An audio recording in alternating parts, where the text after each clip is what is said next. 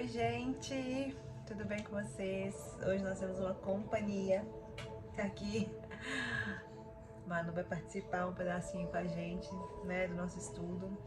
Hoje nós vamos estudar Mateus 27 e esse final, gente, do capítulo é, assim, fantástico, porque fala da parte mais importante do Evangelho, né, que é a ressurreição de Cristo. E é uma parte que realmente é emocionante, né? Onde nós vemos o nosso Cristo se entregando por nós. E a ressurreição, que é a esperança de todo cristão, né? É nisso que a gente acredita, na vida eterna, que vamos ressuscitar. Então, é algo assim que mexe muito com a gente. Então, vamos orar, feche seus olhos. Pai, nós te agradecemos, meu Deus. Ah, Jesus, obrigada, Pai. Obrigada pelo teu amor, pelo teu cuidado com cada um de nós. Senhor, obrigada, Pai, pela tua graça que está sobre a nossa vida. Oh Deus, eu quero te agradecer, Senhor, porque nesses 27 dias, Pai, o Senhor tem nos ensinado tanto. Jesus, o Senhor tem nos ensinado tanto como que você fez aqui nessa terra, com o que você fez, quem você foi, com o seu exemplo. Ah, Jesus, com a sua santidade, com o teu amor sobrenatural, o coração do Senhor, Pai, nos ensina. Ó Deus, que nós possamos ser parecidos com Jesus. Pai, que nós sejamos mesmo, Pai, discípulos de Jesus. Em nome de Jesus eu te peço, Pai. Venha nos ensinar a amar como o Senhor ama. Venha nos ensinar esse amor sacrificial que o Senhor teve por nós, Jesus. É isso que nós te pedimos, Pai, em nome de Jesus. Amém. Vamos lá? 27, de manhã cedo, todos os chefes dos sacerdotes e líderes religiosos do povo tomaram a decisão de condenar Jesus à morte. E amarrando-o, levaram-no e o entregaram a Pilatos, o governador. Quando Judas, que o havia traído, viu que Jesus fora condenado, foi tomado de remorso e devolveu aos chefes dos sacerdotes e aos líderes religiosos as 30 moedas de prata. Aqui é interessante ver que fala que Judas foi tomado por um remorso. Remorso é diferente de arrependimento. Porque o remorso, a pessoa sofre porque ela sabe as consequências que ela vai ter daquela atitude errada que ela fez. O arrependimento é totalmente diferente, porque você se entristece porque você percebeu que pecou contra Deus. E o arrependimento, ele gera uma tristeza e um temor do Senhor. O remorso não, ele só te traz uma tristeza porque você sabe das consequências que você vai sofrer. Então Judas aqui, ele teve remorso. Remorso porque ele entregou Jesus por 30 moedas e ele foi lá devolver. E aí ele disse assim: pequei, pois traí sangue inocente. E eles retrucaram: que nos importa? A responsabilidade é sua. Aqui, gente, os chefes da lei, né, os chefes dos sacerdotes, os líderes religiosos, ele não queria saber que se Judas estava sofrendo ou não. Eles disseram assim: o problema é seu, né? Já que você pecou, foi você que entregou Jesus, porque você quis, você vendeu Jesus para nós. E eles também, né? Eles falaram assim: ó, eu não tenho nada a ver com isso, mas a omissão deles também não quer dizer que ia livrar ele do erro, né? Não ia livrar eles do erro deles. Então, todas as vezes que nós omitimos o que é certo, nós estamos fazendo errado, né? Entender isso, porque a gente acha, não, aqui eu não vou fazer nada, né? Eu não tenho nada a ver com isso, mas se é algo que é certo de você fazer e você deixa de fazer, você também está pecando. Então, os chefes dos sacerdotes ajuntaram-se as moedas e disseram: é contra a lei colocar esse dinheiro no tesouro, visto que é preço de sangue. Ou seja, eles tinham um temor ali, eles sabiam que aquele dinheiro era sangue puro, sangue de Jesus. Então, eles falaram assim: aqui a gente não pode usar essas moedas. Então, decidiram usar aquele dinheiro para comprar um campo do oleiro, para cemitério de estrangeiros. Hipocrisia, né? Não podiam colocar ali o tesouro aonde eles estavam. Porém, usaram dele para fazer outra coisa. Então, deu na mesma. Então decidiram, né? Por isso ele se chama Campo de Sangue até o dia de hoje. Então se cumpriu o que fora dito pelo profeta Jeremias. Tem Zacarias também, diz assim: tomaram as 30 moedas de prata, preço em que foi avaliado pelo povo de Israel. Pense, gente, Jesus foi trocado por 30 moedas. e as usaram para comprar o campo do oleiro, como o Senhor me havia ordenado. No 11 diz assim: Jesus foi posto diante do governador e este lhe perguntou: você é o rei dos judeus? Respondeu-lhe Jesus: tu o dizes. Ou seja, Jesus nunca falou que ele era, né? Acusado pelos chefes dos sacerdotes e pelos líderes religiosos, ele nada respondeu. Aqui, gente, é porque Jesus era o cordeiro mudo levado para sacrifício, né? Então ele realmente não falava nada. Então Pilatos lhe perguntou: você não ouve a acusação que eles estão fazendo contra você? Mas Jesus não lhe respondeu nenhuma palavra, de modo que o governador ficou muito impressionado. Por ocasião da festa, era costume do governador soltar um prisioneiro escolhido pela multidão. Eles tinham naquela ocasião um prisioneiro muito conhecido chamado Barrabás. Quem que era Barrabás, gente? Barrabás era um assassino, ele era um rebelde, né, contra o governo. Ele era um criminoso mesmo, um inimigo do governo. E nessa festa, o que acontecia na festa de Páscoa? Um prisioneiro era liberto e o outro era condenado. Então, o que Pilatos fez? Ele perguntou para a multidão: qual desses você quer que eu solte? Barrabás ou Jesus, chamado Cristo?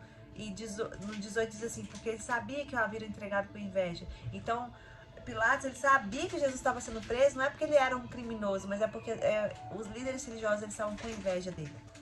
Pensa que ponto a inveja leva a uma morte de uma pessoa, né? Pela vaidade, pelo ego, pela ganância desses líderes, né? Jesus foi morto.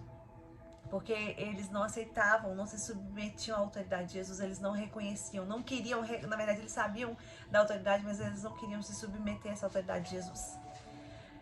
No 19 diz assim: estando Pilatos sentado no tribunal, sua mulher lhe enviou essa mensagem: não se envolva com este inocente, porque hoje em sonho sofri muito por causa dele. Ou seja, a própria mulher, Deus usou a mulher dele para avisar para ele que ele estava fazendo uma coisa errada. Então, a mulher tem esse papel também, o papel de auxiliadora, no sentido de instruir o marido quando vê que o marido está indo por caminhos errados. A mulher, com muita sabedoria e condução do Senhor, porque aqui quem avisou a ela foi o Senhor, com certeza, ela avisou o marido, né? Então esse é o papel da mulher também, resguardar o seu marido. A gente tá dando uma luz aqui muito forte, peraí. Pronto, resolvido, era o sol. Então a mulher dele mandou esse recado para ele. Mas os chefes dos sacerdotes, os líderes religiosos, convenceram a multidão a que pedisse Barrabás e mandasse executar Jesus. Então perguntou o governador: qual dos dois vocês querem que eu solte? Responderam eles: Barrabás. Eles preferiram o bandido do que Jesus. E é incrível que Barrabás era rebelde e Jesus era obediente, né? Era um contraponto entre os dois. Barrabás era um assassino e Jesus é aquele que trazia vida, né? Ele era o inimigo, Jesus era o salvador.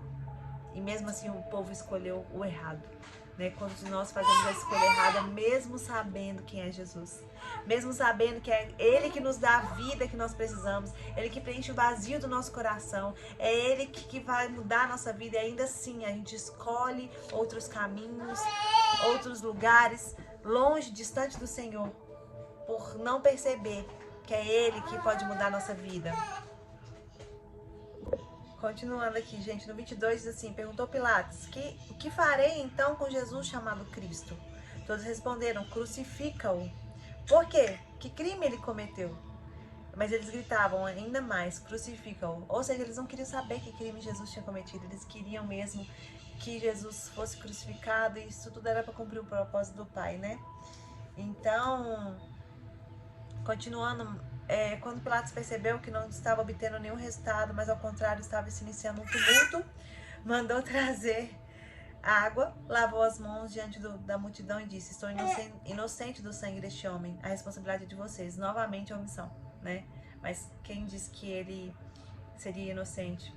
Não seria, porque ele tinha o poder de mudar ali, porque ele era o governante, né? Mas mesmo assim ele escolheu obedecer à multidão, mesmo sabendo que Jesus era inocente. Então, todo o povo respondeu: que o sangue dele caia sobre nós e sobre nossos filhos. Ainda bem que eles disseram isso, né? Porque realmente é o sangue de Jesus que nos liberta, né? Que nos livra do pecado, que nos salva. O que foi, meu amor? Não, ela não tá gostando. Pera aí que eu já volto. Vamos lá. Parei a 10ª vez que eu paro aqui hoje. Mas vai sair esse vídeo em nome de Jesus. Então Pilatos soltou-lhes Barrabás, mandou soltar Jesus e entregou para ser crucificado. Agora no 27 é a parte que os soldados zombam de Jesus. Essa parte é muito forte, mas tem um propósito também, né, em tudo isso. Então os soldados do governador levaram Jesus ao pretório e reuniram toda a tropa ao seu redor. Tiraram-lhe as vestes e puseram nele um manto vermelho. Aqui eles estavam debochando de Jesus, né? Porque eles falavam assim, você não é o rei dos judeus, você não é o rei, então nós vamos colocar um manto de rei aqui, né? Mas mal sabiam eles que eles realmente estavam empurrando Jesus para o propósito, né? Que Deus tinha para ele mesmo. Fizeram uma coroa de espinhos e a colocaram em sua cabeça. Aqui, gente, essa coroa de espinhos, eles estavam debochando no sentido de coroar ele como um rei.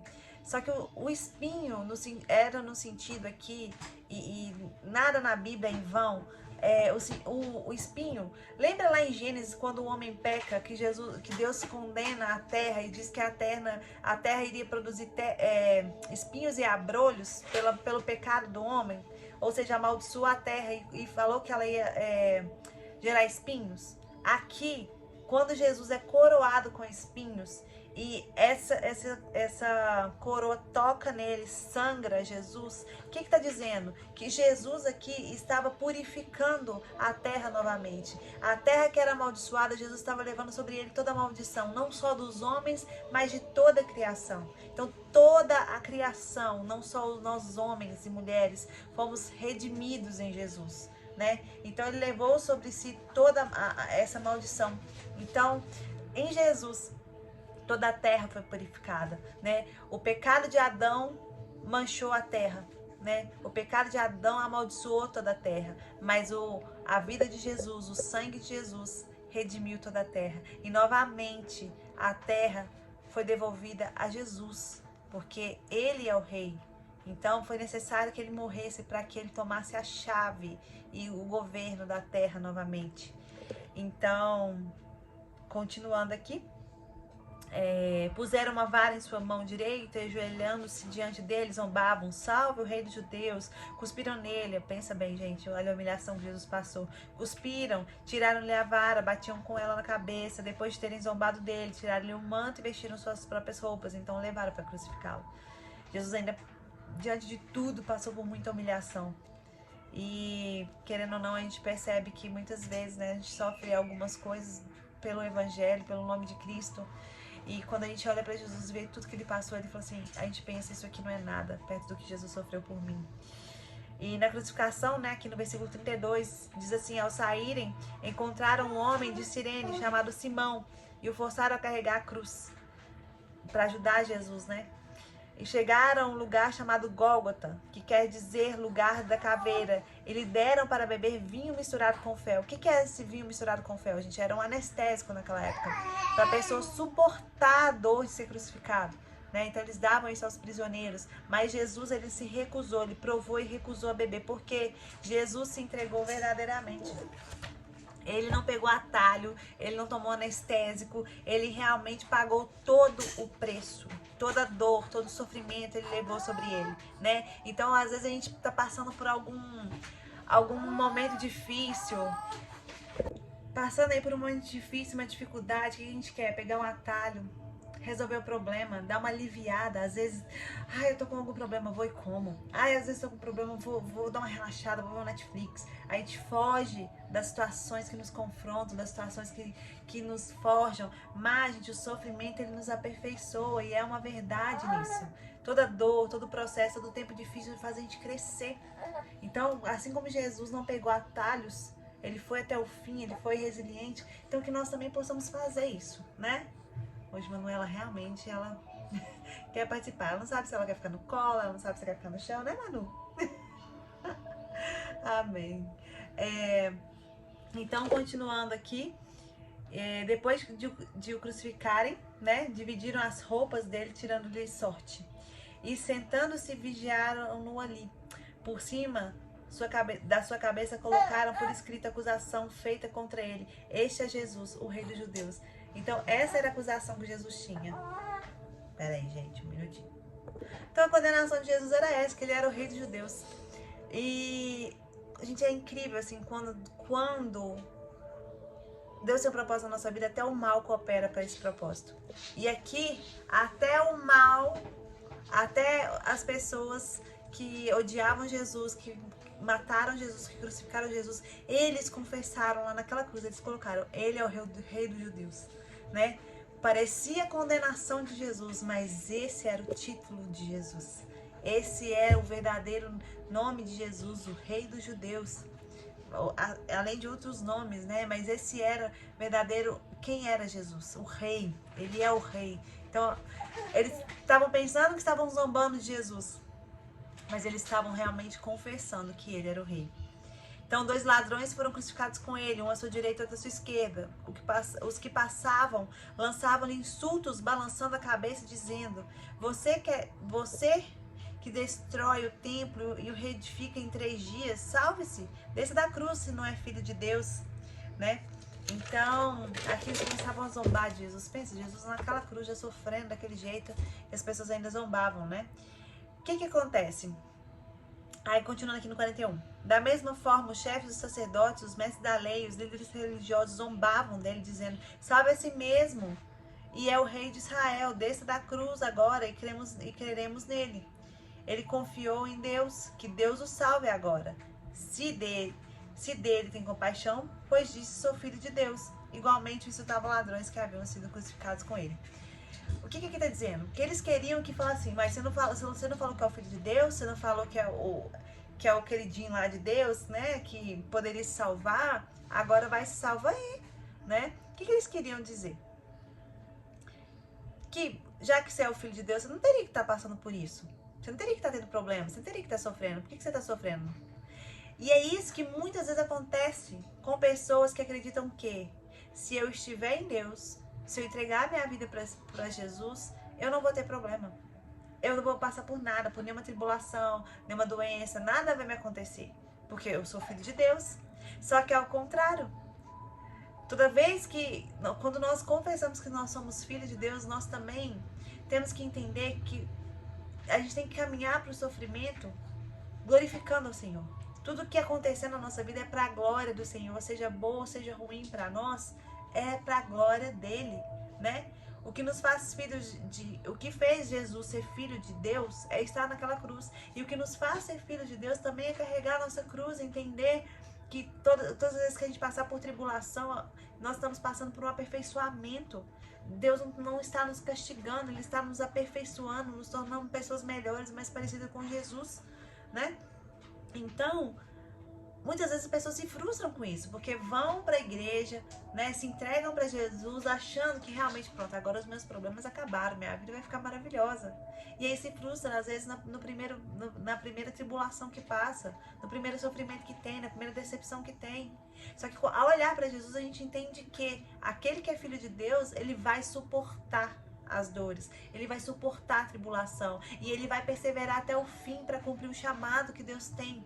Então é isso que nós temos que entender, cumprir o chamado de Deus até o fim, não desanimar, não parar, não reclamar, não murmurar, não pegar atalhos, não achar que vai ser fácil, não vai ser, mas existe uma garantia, uma esperança maravilhosa que é a ressurreição para nós. Nós reinaremos com Cristo. Quem quer reinar com Cristo, gente? Isso aqui na terra se torna pequeno perto de tudo que nós vamos ter, de tudo que nós vamos viver na vida eterna com o Senhor. Então, aqui, né, quando fala da morte de Jesus no 45, e houve trevas sobre toda a terra do meio-dia às 3 horas da tarde. Por volta das 3 horas da tarde, Jesus bradou em alta voz, dizendo assim, ó, Eloi, Eloi, lama sabachthani. Ele dizia assim, meu Deus, por que me abandonaste? Aqui é interessante que em todo o evangelho, Jesus chama Deus de Pai. Só aqui ele fala, meu Deus. Nesse momento, Jesus abre mão de ser filho único, para que nós sejamos adotados. Porque com a morte de Jesus, com essa separação aqui, quando Jesus diz assim, por que me abandonaste? É porque realmente ali houve a separação do pai com o filho. Em um pequeno momento, mas houve a separação do pai com o filho com a morte de Jesus. Ele morreu. Então, nesse momento, por isso que ele fala, por que me abandonaste? Quando alguns dos que estavam ali ouviram isso, disseram: ele está chamando Elias. Imediatamente um deles correu buscando uma esponja, embebedando com vinagre, colocou na ponta da vara e deu a Jesus para beber. Mas os outros disseram: deixe-no, vejamos se Elias vem salvá-lo. Depois de ter bradado novamente em alta voz, Jesus entregou o seu espírito. Aqui Jesus, ele se entrega verdadeiramente, né? Ali Jesus podia sair dali, Jesus podia se salvar, Jesus podia fazer tudo. Ele se entregou, ele quis, ele de bom grado deu a sua vida, entregou o seu espírito ali naquele momento. Então naquele momento o véu do santuário se rasgou em duas partes, do alto a baixo. Aqui, gente, no 51 diz assim: naquele momento o véu do santuário rasgou-se em duas partes, de alto a baixo. A terra tremeu e as rochas se partiram. Os sepulcros se abriram e os corpos de muitos santos que tinham morrido foram ressuscitados. E saindo dos sepulcros depois da ressurreição de Jesus, entraram na cidade e apareceram a muitos. Quando o centurião e os que com ele vigiavam Jesus viram o terremoto e tudo que havia acontecido, ficaram aterrorizados e exclamaram: verdadeiramente esse era o Filho de Deus. Muitas mulheres estavam ali observando de longe. Elas haviam seguido Jesus desde a Galileia para servir o Senhor. Entre elas estavam Maria Madalena, Maria, mãe de Tiago e de José, e a mãe dos filhos de Zebedeu. Continuando no 57, diz assim: ao cair da tarde chegou um homem rico de Arimateia chamado José, que se tornara discípulo de Jesus. Dirigindo-se a Pilatos, pediu o corpo de Jesus, e Pilatos ordenou que ele fosse entregue. José tomou o corpo, envolveu num lençol limpo de linho e colocou no sepulcro novo, que ele havia mandado cavar a rocha. E fazendo rolar uma grande pedra sobre a entrada do sepulcro, retirou-se. Maria Madalena e outra Maria estavam assentadas ali, em frente ao sepulcro. No 62 diz assim: no dia seguinte, isso é no sábado, os chefes dos sacerdotes e os fariseus dirigiram-se a Pilatos e disseram: Senhor, lembramos que enquanto ainda estava vivo, aquele impostor disse: depois de 3 dias ressuscitarei. Ordena, pois, que o sepulcro dele seja guardado até o 3º dia, para que não venham seus discípulos e roubem o corpo e digam ao povo que ele ressuscitou dentre os mortos. Este último engano será pior do que o primeiro. Levem um destacamento, respondeu Pilatos. Podem ir e mantenham o sepulcro em segurança como acharem melhor. Eles foram e armaram um esquema de segurança no sepulcro e, além de deixarem o destacamento montando guarda, lacraram a pedra. Então, aqui José de Arimateia, né? Ele era um homem muito rico, então ele deu, né, um sepulcro para Jesus, um novo. E o corpo de Jesus foi colocado lá dentro e algumas mulheres ficaram observando, né? E aí depois eles montaram uma guarda, porque como Jesus havia dito que iria ressuscitar, eles falaram assim: para que isso não aconteça e para que os discípulos não vão lá, peguem o corpo e falem que ele ressuscitou, porque eles vão achar que ele era o Filho de Deus mesmo, colocaram uma guarda, trancaram a porta do sepulcro justamente para que Jesus não saísse, né? Eles ainda temiam que ele poderia ressuscitar, ou então que alguém fosse lá e pegasse o corpo. Então, esse é o 27 e amanhã a gente continua no 28, o nosso último capítulo de Mateus. Que Jesus te abençoe.